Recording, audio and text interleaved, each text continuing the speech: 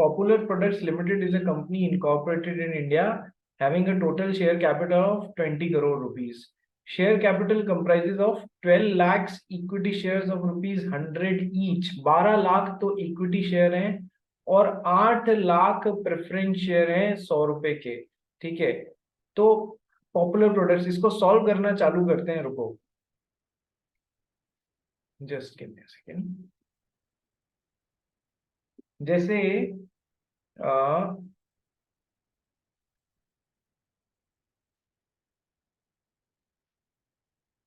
ये है, कंपनी का नाम है पॉपुलर प्रोडक्ट्स,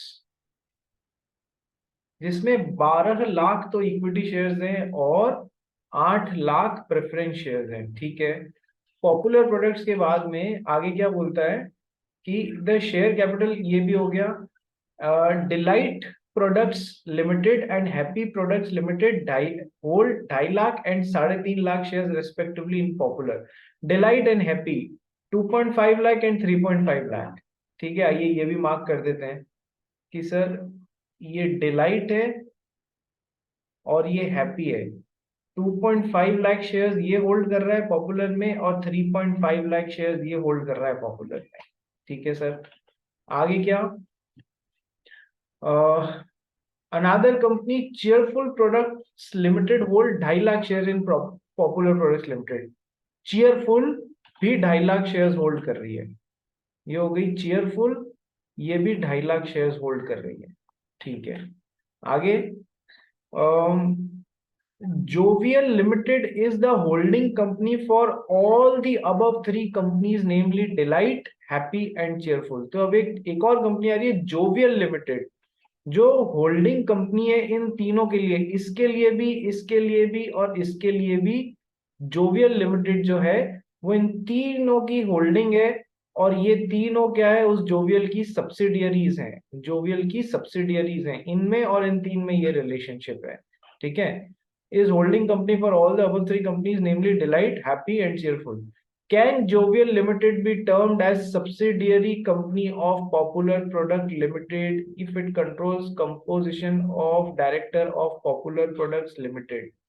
ठीक है, क्या इसको पॉपुलर की सब्सिडियरी बोल सकते हैं? क्वेश्चन ये है, क्या जोवियल को पॉपुलर की सब्सिडियरी और पॉपुलर को होल्डिंग बोल सकते हैं? क्वेश्चन ये है। पहले, can Jovial limited be termed as subsidiary company of popular products limited if it controls composition of directors of popular products limited?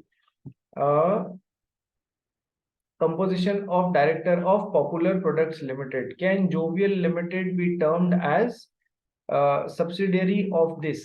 यार सबसे पहली बात तो, यदि कंपनी नंबर 1, समझना, यदि कंपनी नंबर 1 कंपनी नंबर 2 के अंदर composition of board of directors को यदि कंट्रोल कर रही है, तो ये होल्डिंग हुई और ये सब्सिडियरी हुई।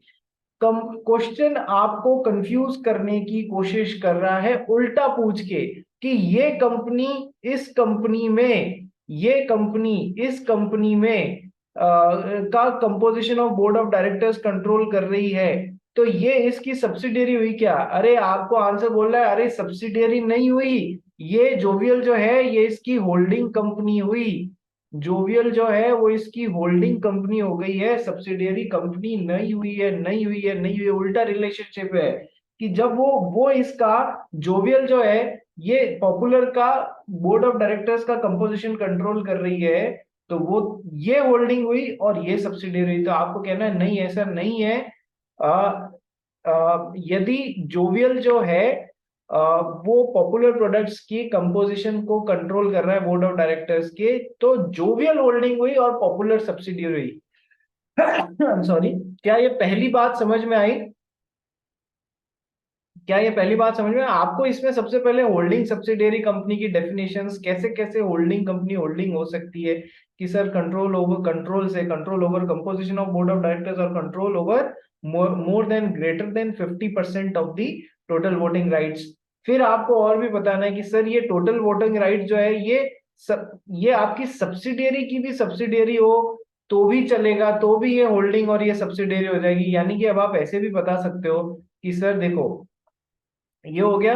अब देखो यहाँ पर वोटिंग राइट्स कौन से शेयर पे है कि सर 12 लाख जो इक्विटी शेयर्स हैं उन पे है। प्रेफरेंस शेयर्स पे पहली बात तो वोटिंग राइट्स होते नहीं है। दूसरी बात, यदि वोटिंग राइट्स होते भी हैं तो वो केवल खुद के मैटर्स से रिलेटेड होते हैं, इक्विटी शेयर वाले मैटर्स से नहीं होते हैं। और तीसरी बात, स्पेसिफिकली क्वेश्चन दे दे कि नहीं प्रेफरेंस शेयर्स वालों के पास में भी वैसे ही वोटिंग राइट्स है जैसे इक्विटी शेयर वालों के पास में, तो ही हमें इन्हें कंसिडर करना है। अदरवाइज आपको ये लिखना है प्रेफरेंस शेयर वालों के पास में चूंकि क्वेश्चन में कोई इंफॉर्मेशन नहीं है, हम ये मान के चलेंगे कोई वोटिंग राइट्स नहीं है बाय डिफॉल्ट। होते भी हैं तो खुद के मैटर्स में होते हैं, सारे मैटर्स में नहीं होते हैं। तो सर इसको तो अपने को कंसिडर करना ही नहीं है। तो अब 12 लाख में से 2.5 प्लस 3.5 प्लस 2.5 8.5 लैक्स, ये तीनों मिलके कंट्रोल कर रहे हैं 12 में से। ठीक है, तो सर यानी कि अल्टीमेटली इसके पास में ग्रेटर देन 50% कंट्रोल इसमें हो गया। तो सर दूसरे तरीके से भी ये होल्डिंग हुई और ये सब्सिडियरी हुई। ठीक है, क्या ये दो बातें आप सभी लोगों को समझ में आई या नहीं आई? बताइए मेरे को, बताइए मेरे को, क्या ये दो बातें आप लोग को सबको समझ में आ गई? दिया, देव, यस सर। ठीक है।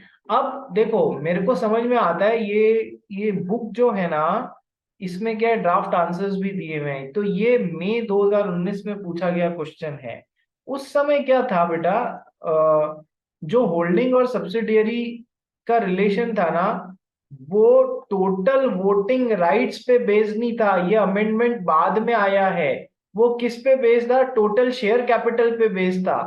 टोटल शेयर कैपिटल के हिसाब से आंसर अलग हो सकता था, पर हमारे लिए तो जैसे ही कंपनीज एक्ट ने होल्डिंग सब्सिडियरी की डेफिनेशन में टोटल शेयर कैपिटल की बजाय टोटल वोटिंग राइट्स का परसेंटेज डाल दिया, greater than 50% of the total voting rights. तो सर अब दूसरे तरीके से भी ये होल्डिंग सब्सिडियरी सब्सिडियरी की सब्सिडियरी ज्वाइंटली होल्ड कर रहे हैं।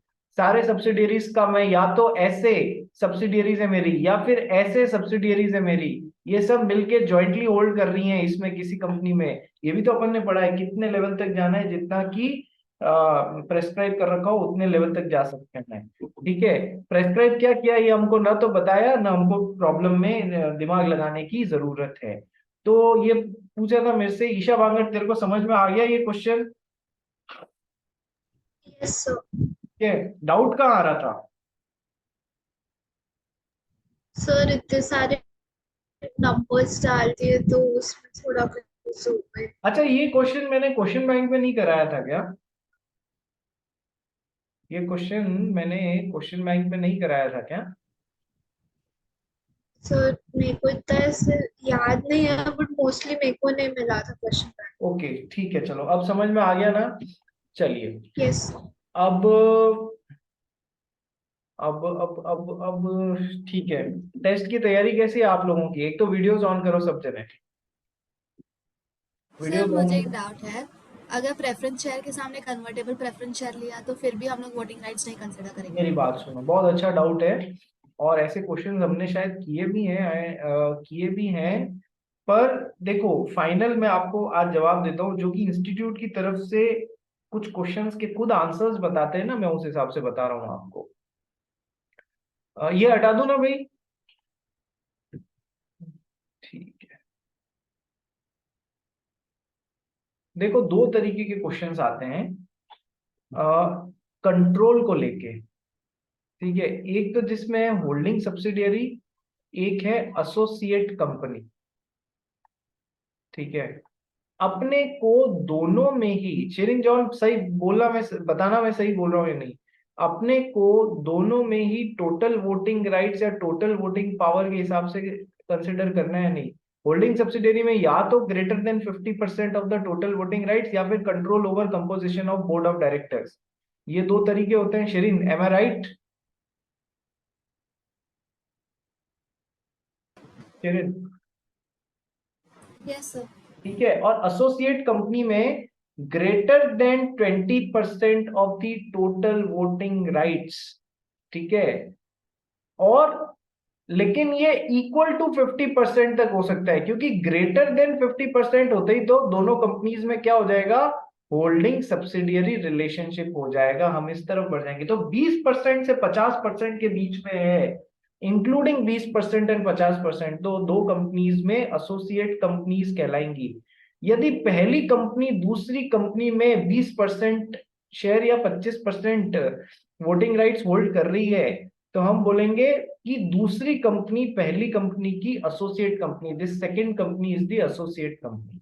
अब कई बच्चों को डाउट आता है कि सर पहले टोटल शेयर कैपिटल, पहले क्या होता था, टोटल शेयर कैपिटल में इक्विटी शेयर कैपिटल भी काउंट होती थी और paid up preference share capital भी काउंट होती थी। लेकिन जब से rather than total share capital के both in holding subsidiary as well as associate company, sir rather than total share capital के अब ये हट गया है, केवल टोटल वोटिंग राइट्स कंसिडर किया गया है। पहले मैं भी इस चीज को लेके कंफ्यूज हो गया था, बट इसका क्लैरिफिकेशन खुद इंस्टीट्यूट ने दिया है कि सर टोटल वोटिंग राइट्स किस पे होते हैं, कि sir voting rights equity share पे होते हैं, प्रेफरेंस शेयर पे नहीं होते हैं, प्रेफरेंस शेयर पे नहीं होते हैं। यदि वो, तो हमको इन पर्पसेस के लिए केवल इक्विटी शेयर को कंसिडर करना है। श्रीन जॉन समझ में आया तेरे को? यस और नो? Yes sir. ठीक है। अब वो बोले कि सर कन्वर्टिबल प्रेफरेंस शेयर्स हैं या कन्वर्टिबल डिबेंचर्स हैं, हमें इस कैच में नहीं आना है। बात समझ गई?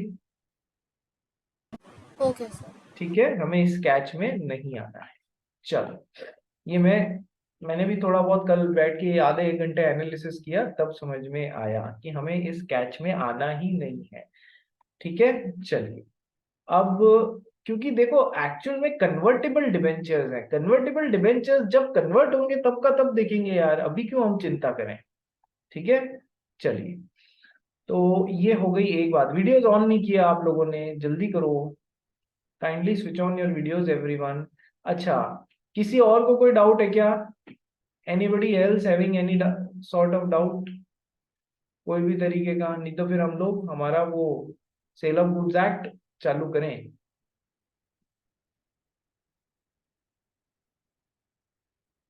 चलिए, हम लोग कहाँ थे सेल ऑफ गुड्स एक्ट में? चैप्टर नंबर 2 में खत्म करने वाले थे या खत्म कर दिया था? Conditions and warranties. कंडीशन क्या होती है बता दिया था, वारंटीज क्या होती है, इम्प्लाइड कंडीशंस एंड वारंटीज पे थे। हाँ दिया बोल। सर आपने वो संडे वाले लेक्चर का वीडियो अपलोड नहीं किया था क्या? संडे वाले लेक्चर में क्या लिया था ये बाकी की कंडीशन समझाई थी वही मैंने किया होगा। मुझे याद नहीं है सर, बिकॉज मैं अटेंड नहीं की थी और उस पे नहीं मिला मुझे ओके ओके, लेक्चर। ठीक है, मैं कर दूंगा। यदि नहीं किया तो मैं कर दूंगा। कई बार प्लेलिस्ट में अपलोड तो कर देते हैं, लेकिन प्लेलिस्ट में ज्वाइन करने से रह जाता है, कई बार हो जाती है मिस्टेक हमसे भी। तो मेरे को जहां तक ध्यान है, following are the implied conditions in a contract of sale of goods. Condition as to title, कि सर जो भी बेच रहे हो उसका टाइटल सही होना चाहिए। सेल बाय डिस्क्रिप्शन, कि सर यदि बेचते समय कोई डिस्क्रिप्शन दिया है तो उस डिस्क्रिप्शन से मैच होना चाहिए, ये इम्प्लाइड कंडीशन है। कंडीशन एज टू सैंपल, कि sir bulk must correspond with the sample. ठीक है। Now sale by sample as well as description, कि सर बेचते समय सैंपल भी दिखाया डिस्क्रिप्शन भी दिया है, तो सर दोनों से मैच होना चाहिए। कंडीशन एज टू होलसमनेस, जो ईटेबल स्टफ है वो मतलब फिट फॉर ह्यूमन कंजम्पशन होना चाहिए। कंडीशन एज टू मर्चेंटेबिलिटी, कि सर गुड्स कमर्शियली सेलेबल होने चाहिए। कमर्शियली सेलेबल का मतलब कि सर जो घड़ी सही टाइम नहीं दिखाती है वो कमर्शियली सेलेबल नहीं है, मर्चेंटेबल क्वालिटी की नहीं है। पानी में भीगी हुई सीमेंट की बोरी मर्चेंटेबल क्वालिटी की नहीं है। व्हाइट एंड से भरा हुआ वेलवेट का कपड़ा मर्चेंटेबल क्वालिटी का नहीं है। कंडीशन एज टू मर्चेंटेबिलिटी होनी चाहिए। ठीक है। लास्ट हमको जो करना था that was condition as to quality और फिटनेस फॉर बायर्स पर्पस, यानी कि ये भी शायद देख लिया था हमने, कंडीशन एज टू क्वालिटी और फिटनेस फॉर बायर्स पर्पस, ये भी देख लिया था अपन ने कि sir there is no condition there is no condition as to quality or fitness for buyer's purpose. ये by default कोई condition नहीं होती है, no condition as to quality or fitness for buyer's purpose होती ही नहीं है। ये बात अपन ने लास्ट उसमें कवर कर ली थी कि rule of caveat emptor, let the buyer himself be aware that whatever he wants to buy suits his purpose or not, that is himself the work of the buyer to see कि वो जो भी चीज खरीद रहा है वो उसके खुद के पर्पसेस के लिए फिट बैठ रही है या नहीं बैठ रही है, ये देखना खुद बायर का काम है। और लेकिन अब इसका एक एक्सेप्शन क्या आ जाता है, और सेलर की कतई ड्यूटी नहीं है, there is no implied condition to see whether the goods are fit for buyer's purposes or not। ये implied condition नहीं होती, ये अकेली ऐसी है जो कि नहीं होती है implied condition, ठीक है, because of the rule of caveat emptor। लेकिन exception क्या आ रहा है भाई कि सर बायर जो है वो सेलर को यदि अपना पर्पस बता देता है कि मुझे इस चीज के लिए कपड़ा चाहिए, दूसरा सेलर ने उसे जो भी सजेशन दिया है बायर उस पे रिलाय कर रहा है कि अच्छा ये वाला ले जाना है, ठीक है मैं ये वाला ले जाता हूं, तीसरा seller has been selling those goods, वो उसमें समझ रखने वाला होना चाहिए, seller has been is a person who understand those goods. यदि ये तीनों चीजें हो जाती हैं, ठीक है, तो फिर अब सेलर वुड बी रेस्पॉन्सिबल। और इसके हमने 2-3 एग्जाम्पल भी किए थे, condition as to quality of fitness में हॉट वाटर बॉटल। फिर मैंने आपको एक एग्जाम्पल जो एग्जाम में आया हुआ था कि सर मैंगो की लकड़ी सजेस्ट कर देना। लकड़ियां कितनी तरीके की होती है, एक मैंगो की होती है, एक सागवान की लकड़ी होती है, ठीक है, शीशम की लकड़ी होती है। तो कुछ लकड़ी कुछ पर्पसेस के लिए फिट होती है, जैसे मैंगो की लकड़ी is considered as worst for making the doors and ये आपके Windows.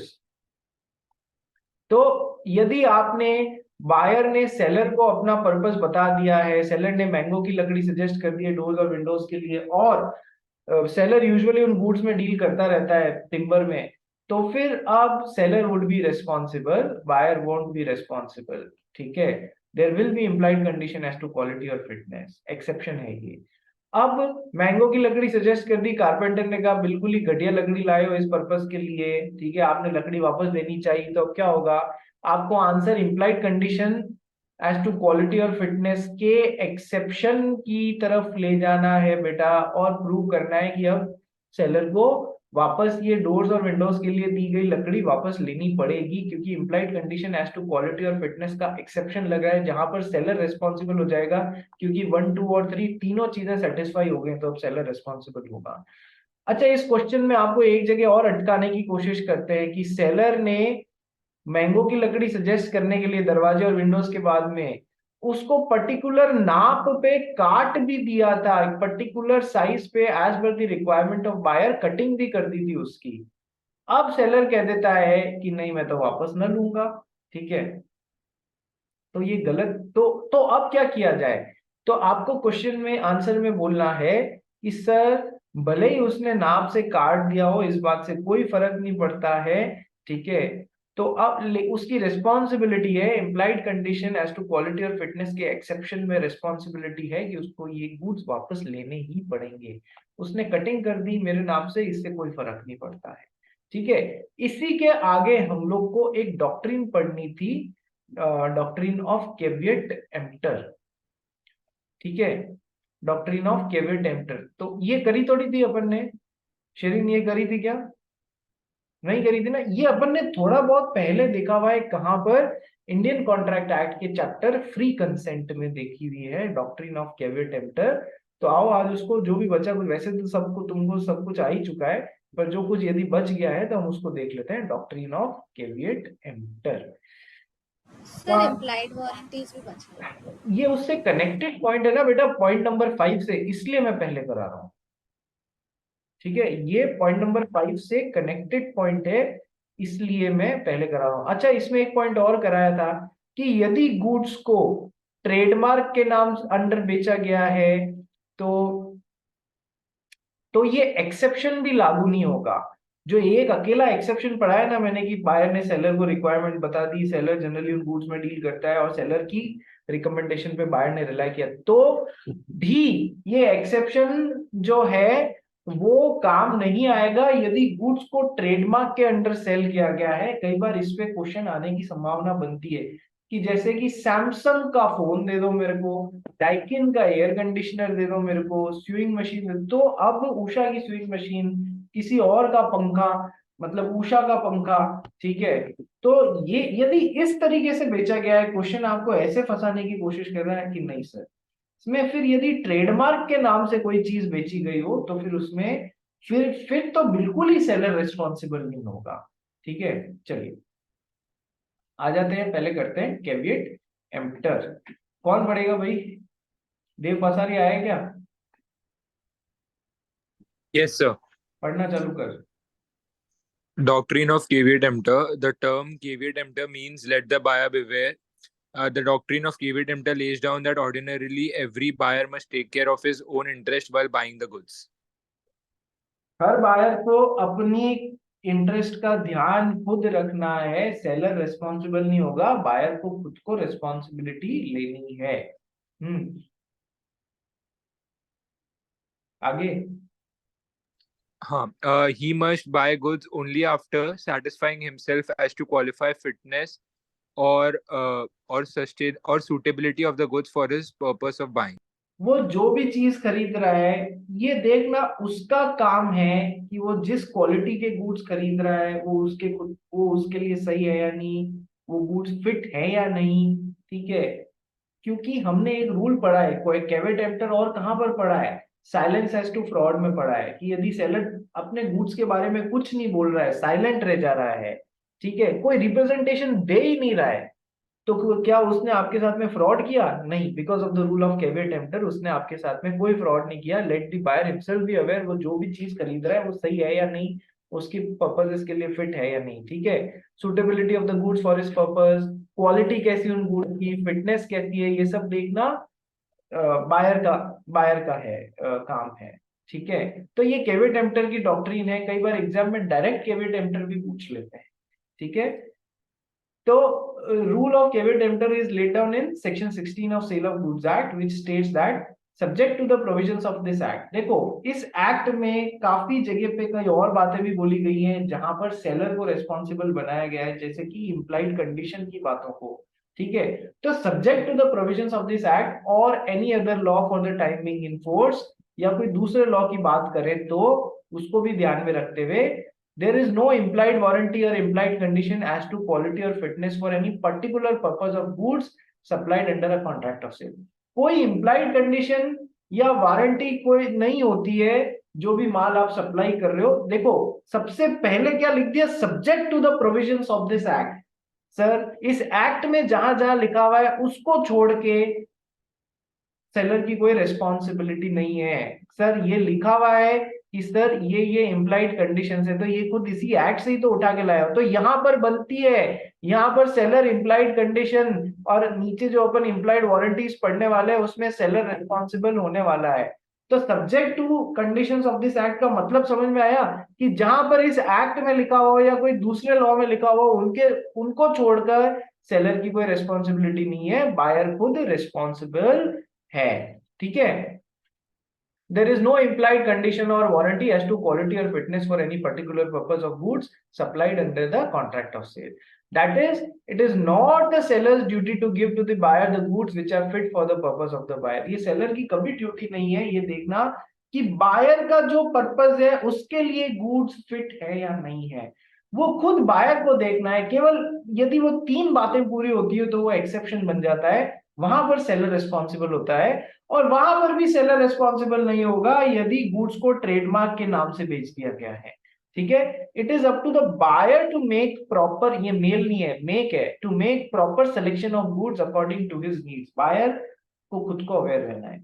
If he makes a wrong selection he can not blame the seller if the goods turn out to be such which does not serve his purpose। if he makes a wrong selection, यदि buyer गलत चीज चुन लेता है वो seller को responsible नहीं बना सकता है यदि वो गुड्स उसके पर्पसेस के लिए फिट नहीं होते हैं। गया था कैप बनाने के लिए, कपड़ा खरीदने के लिए, ठीक है, लेके आ गया कोई और कपड़ा अपनी समझ से, और उससे अब कैप बन ही नहीं पा रही है, तो वो सेलर को ब्लेम नहीं कर सकता कि इसने मेरे को ढंग का कपड़ा नहीं दिया। तेरे को खुद को देखना था भाई कि कैप बनाने के लिए कौन सा कपड़ा वाजिब है। Now what are the exceptions to doctrine of caveat emptor? Almost आप सारे पढ़ चुके हैं। डॉक्ट्रिन ऑफ केविट-एम्पटर क्या बोलता है? केविट-एम्पटर बोलता है let the buyer himself be aware, वो जो भी गुड्स बाय कर रहा है वो उसके पर्पसेस के लिए फिट है। अब हम exceptions to doctrine of caveat emptor पढ़ रहे हैं, एग्जाम में आता है what is doctrine of caveat emptor, state the exceptions to the rule of doctrine of caveat emptor. Exceptions to caveat emptor का मतलब जहां पर सेलर रिस्पॉन्सिबल होगा वो जगह, ऑलमोस्ट काफी कुछ आप पढ़ चुके हैं। देखो exceptions to doctrine of caveat emptor का पहला पॉइंट, कितने 7-8 पॉइंट्स हैं। पहला point, when the purpose of buying is made known to the seller, वो 3 चीजें पूरी होनी चाहिए। पर्पस आपने सेलर को बता दिया है, सेलर ने उस पर्पस के लिए कुछ रिकमेंड किया है, और सेलर जनरली उन तरीके के गुड्स में डील करता रहता है, तो फिर अब बायर बिवेयर नहीं और सेलर बिवेयर हो जाए, मतलब सेलर रिस्पॉन्सिबल हो जाएगा। ठीक है, तो फिर वो तीनों बातें पूरी होनी चाहिए। Second, goods under patent name और ब्रांड नेम, पढ़ना भाई इसको देव। हाँ सर, हाँ sir. Goods under patent name or brand name. In case where the goods are purchased under its patent name or brand name, there is no implied condition that goods shall be fit for any particular purpose. देखो caveat emptor let the buyer himself be aware, अब जहां पर goods को बेचा ही किसी brand name या trademark या पेटेंट नेम, टाटा का ये डाइकिन का एयर कंडीशनर, ठीक है, जहां पर गुड्स को बेचा ही इसी तरीके से गया है, वहां पर गुड्स किसी पर्टिकुलर पर्पस के लिए फिट होंगे, ये हो ही नहीं सकता। चाहे सेलर चाहे बायर कोई कुछ नहीं कर सकता जहां पर गुड्स किसी पर्टिकुलर पर्पस के लिए वो ट्रेडमार्क के नाम से बेचे गए हैं। ना तो सेलर, बायर तो पहले ही बायर था, कई बार हम रेस्पॉन्सिबिलिटी सेलर पे डाल देते थे, लेकिन यहाँ पर ना तो सेलर ना बायर, यहाँ पर कुछ नहीं हो सकता जहां पर गुड्स पेटेंट नेम या ब्रांड नेम के अंडर बेचे गए हैं। नेक्स्ट, सेल बाय डिस्क्रिप्शन, पढ़ इसको।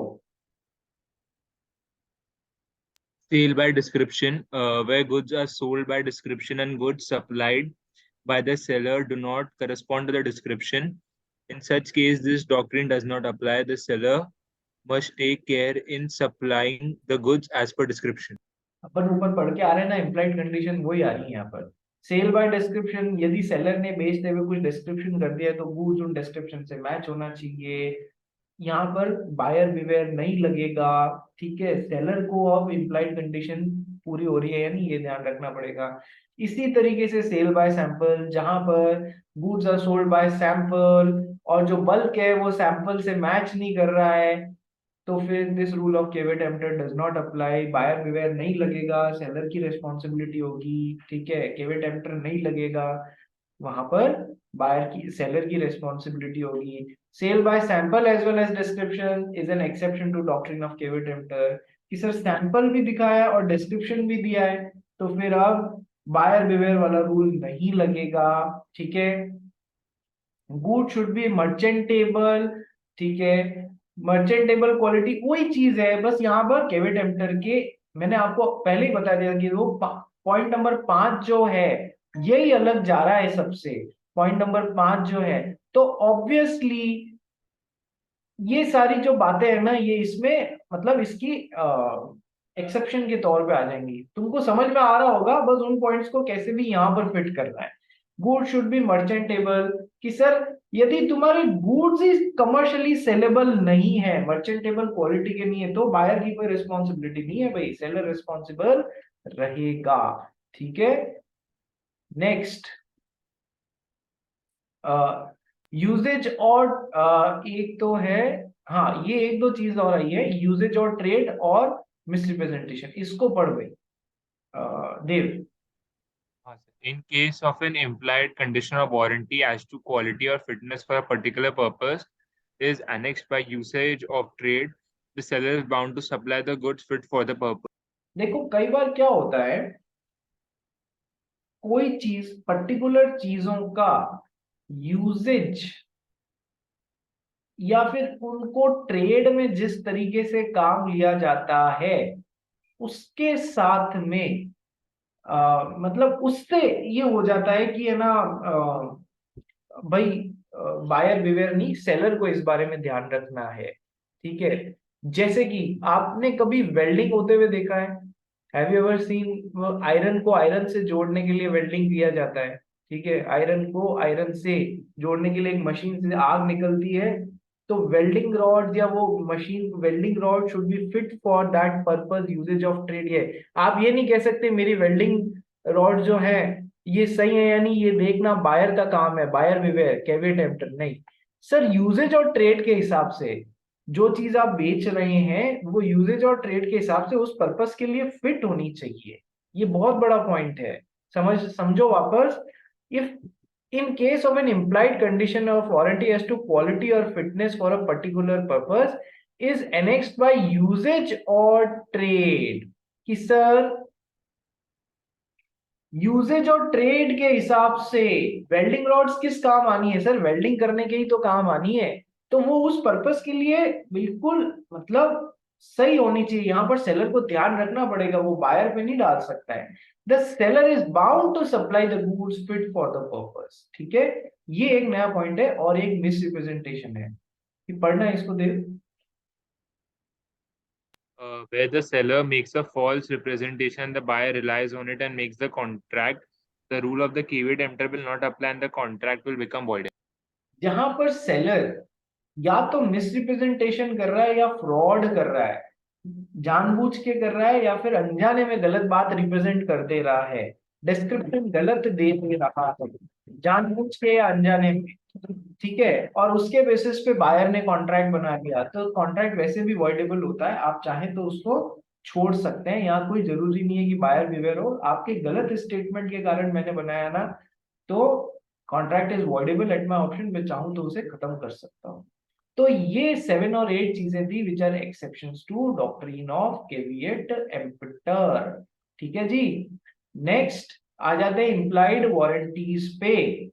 देखो आपको कुछ कुछ चीजें यहाँ सेम मिल सकती है, काइंडली कंफ्यूज मत होना कि सर ये इंप्लाइड कंडीशन में डालेंगे या इंप्लाइड वारंटी में डालेंगे। ठीक है, पहले हम लोग एक बार कर लेते हैं इंप्लॉयड वारंटीज क्या क्या होती हैं, उसके बाद में आगे बढ़ते हैं। एक बार सभी जने अपन इस पे रिजॉइन कर लेते हैं, we all should rejoin because तो बीच में खत्म हो जाएगा टाइम। आइए रिजॉइन कर लीजिए एक बार सेम लिंक पे।